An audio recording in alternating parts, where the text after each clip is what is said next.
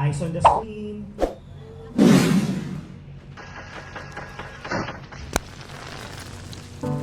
Hard time to rise.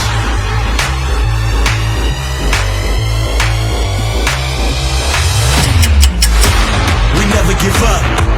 To fight is a must. We going in, we bringing the fire, we bout to combust. We fanning the flame, we bringing the pain.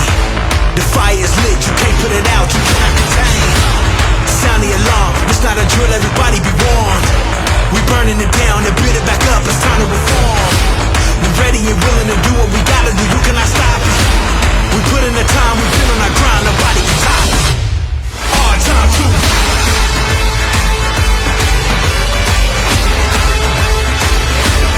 hard time to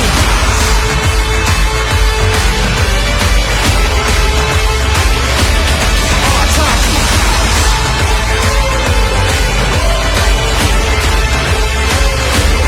hard time to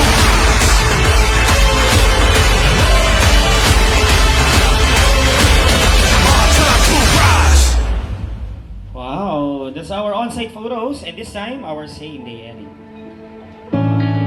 Wala pa. Aileen, Chill. this vow is not only for pakilig, kundi para ipagmalaki ka at ipaalam sa'yo kung gaano ka kahalaga sa akin. Lagi kang mamahalin hanggang sa huli ng aking buhay at gusto ko ikaw ang makasama sa panahong ipanalo natin ang ating mga pangarap.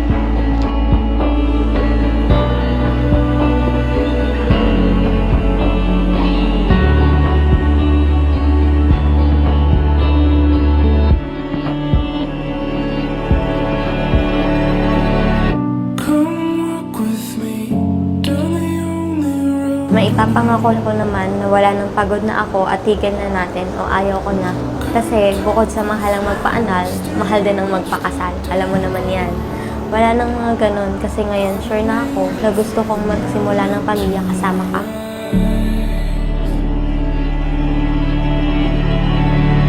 Come stand with me down under the stars at night. Come look with me from where I stand. You can see most everything. And I've been waiting for the moment to arrive. I was waiting for the moment to arrive. I was waiting for the moment to arrive. I wouldn't miss it for the world.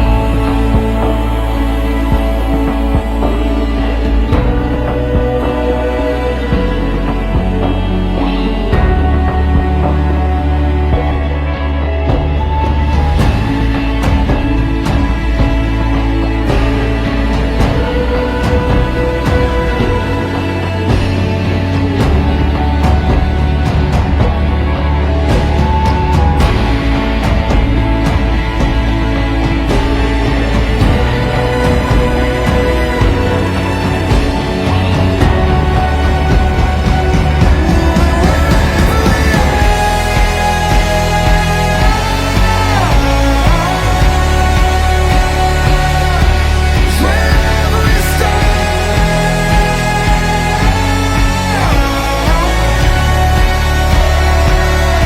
and I'll follow you down the road less traveled. To wherever you are.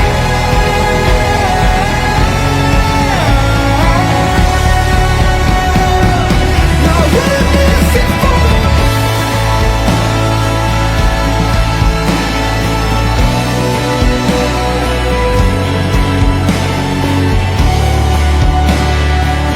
no, I wouldn't miss it for the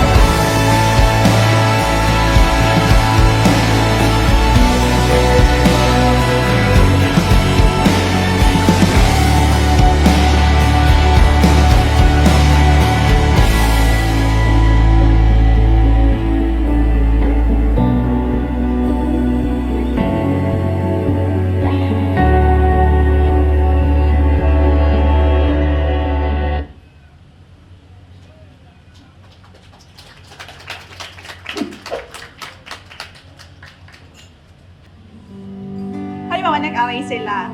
Si ate kasi mabukal talaga siya, so pinausap niya si Ayman. Sinabi niya yung mga nararamdaman niya. And then, parang, syempre, syempre, as a guy, nerd din minsan. So, si Ayman, lumabas siya, and then nagpahangin lang siya. And after that, siguro mga ilang minutes or hours, bumalik din siya. Tapos, pagkagising namin, umaga, okay na sila.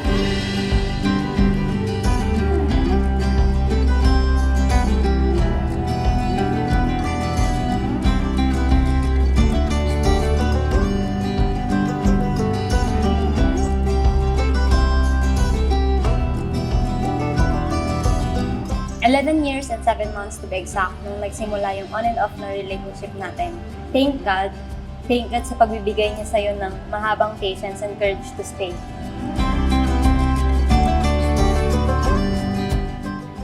Minsan, si Aileen, siyempre, masungit. Ang gagawin ni Ayman, siyempre, natatahimik. Tapos, saka susuyuin si Aileen. Binuwag mo yung napakataas kong walls hanggang mapatunayan mo na totoo ka sa mga ipinapakita mo sa akin. Hindi naman sila palaging tatampuan. I think they are both understanding sa nilang dalawa. Iniisip nila yung bawat isa, kung ano yung nararamdaman ng bawat isa. Aileen, from the day na nakita kita, I feel na may something na para sa ating dalawa. Pero malaking tanong sa akin kung ano. Parang mas lumalalim at alam kong hindi naman kaangkop-angkop sa nararamdaman ko. Ano at saan pa dadalhin ang feelings na yan? Sabi ko, tanong ko yan. At ngayon, eto na tayo.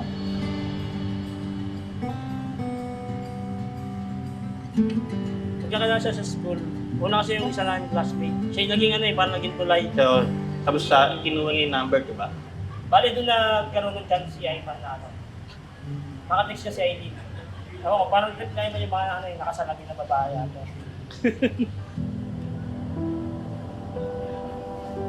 Thank you for giving me that assurance whenever I'm asking you if sure ka pa sa akin. Aileen, as long as kaya ko, ay ibibigay ko. Kahit mawalan man ako.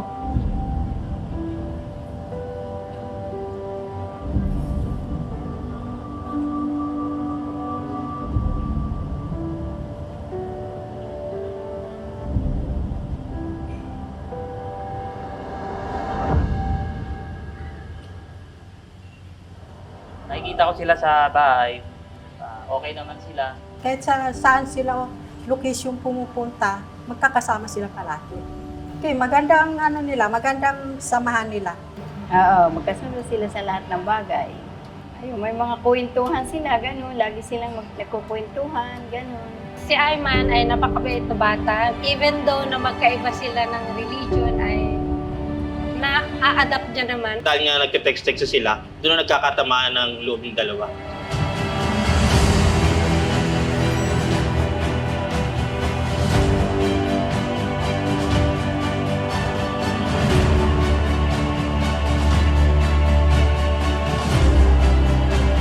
Ma, gift para sa'yo. Simple appreciation of pag-aalaga mo sa amin. Thank you po.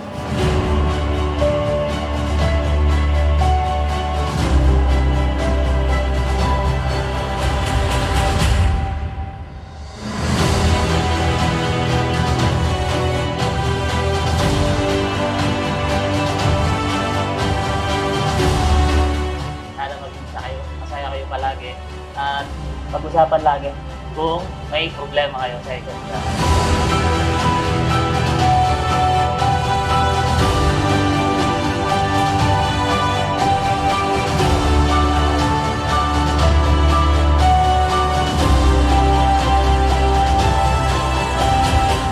Si Ari kasi medyo maiksi yung patience niya.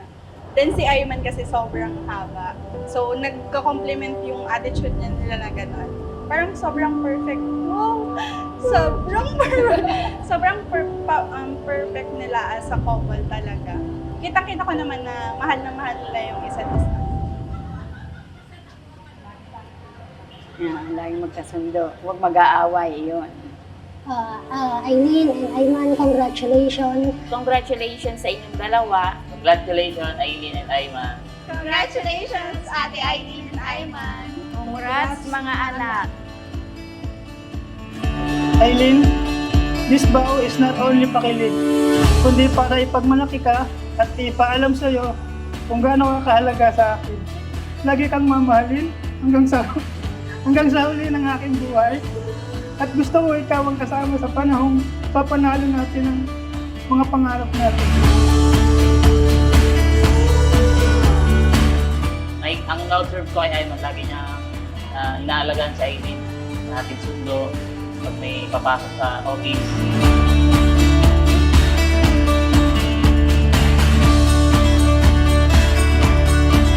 I know we were meant to be together until our last breath.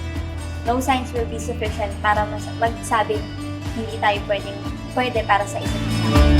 Mukha lang siyang talagang sobra dita, pero mabait po talaga naman siya. Kung may mga secrets ka, gano'n, may gusto kang sabihin, pwede mo siyang pagkatiwalaan. Hindi naman yung sabihin sa iba. Kung ba, magiging ano mo siya, human diary mo siya. I hope maging happy kayo together. Nawa, yung pagsama niyong dalawa ay, syempre, nakasenter pa rin sa kung sino yung pinaniniwalaan natin. Hanggang sa nung kita kami nung New Year rata, diba? Namin nila na sila na. Ikaw na ang pahinga ko, ang kaibigan ko, ang safe place ko sa oras na feeling ko ay napaka-down ko. At ang motivation, inspirasyon ko na dati nagseselosan mo sa pamilya ko. Sana maging masaya kayo palagi. We are so happy for the both of you. We love you. Not everything will be easy, pero I know with the help of God, making our decisions based on our individual's beliefs, things will be easier and more comforting. Tandaan mo, I will always choose you. Tayo.